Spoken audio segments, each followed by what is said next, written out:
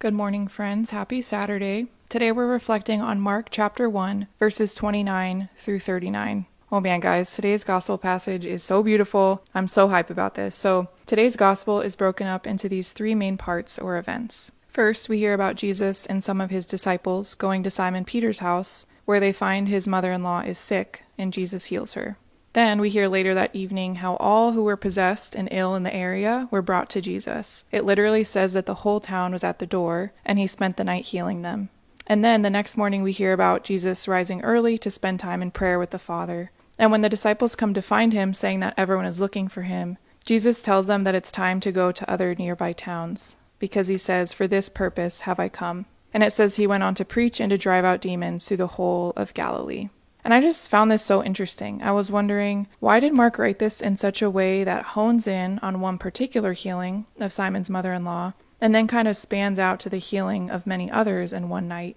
And then it hit me. God's miracles and his healings are so personal and intentional. Truly, he easily could have walked up a nearby mountain, stretched out his hand over all of Galilee, and said, "Y'all be healed now," before walking off to the next major city, but that was not enough for him. These miracles aren't simply to physically heal people. In fact, I'd even go so far as to say they also aren't simply to reveal over and over that Christ has the authority to set us free, even though that was a major aspect and it is true.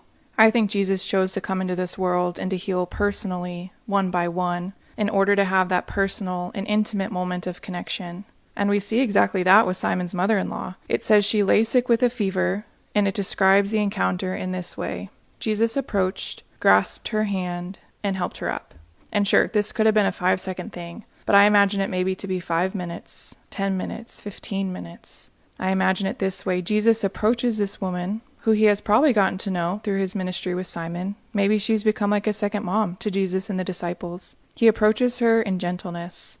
And then I imagine he sits down beside her and holds her hand. And as her eyes flutter open in fever, he doesn't heal right away. He looks at her and he really sees her. She is consoled simply by him. How long may they have sat there together in her suffering? And then I imagine he spoke to her, telling her not to be afraid, that just as he will command this fever away, he will also continue to uphold her and sustain her in her lifetime, and he will protect her son, Simon Peter, as well. A moment of much deeper healing than physical, a moment of connection with her Savior. Then he helps her up. Jesus' healings are personal, intimate, the deeper healing and connection known only to him and the one being healed. And thus this means of suffering becomes a beautiful mercy, a means of connection with the Lord. And so here we are in the gospel. We get this stunning image of Jesus meeting Simon's mother-in-law in her suffering. And then we are told Jesus spends the night healing all those who come to the door. And I can only imagine each healing is just as intimate, just as personal, a moment of connection and being deeply seen and known by the Savior.